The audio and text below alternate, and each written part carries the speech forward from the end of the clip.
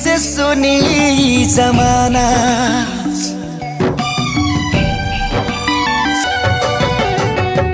हो जाइबू दोसर के तू कुछ दिन के बाद बा, दिल पगला रोई बन दीवाना।